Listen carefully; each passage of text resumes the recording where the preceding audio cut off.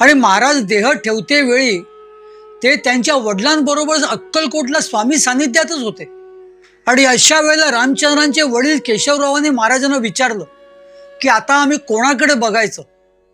त्याला महाराजांनी त्यांना शिर्डीच्या साईबाबांकडे आता जाण्यास सांगितलं. माझ्यावरती जसं प्रेम केलं तसं त्यांच्यावरती सुद्धा करत राहा. मी आणि शिर्डीचे साईबाबा एकच आहोत असंच जणू श्री स्वामी समर्थ महाराजांनी त्या रामचंद्राच्या वडिलाला म्हणजे केशवरावांना सांगितलेलं.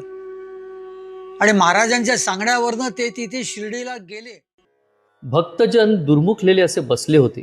अक्कलकोटात जिकडे तिकडे हाहाकार उडालेला होता. राजापासून रंकापर्यंत सर्व हवालदिल झाले होते.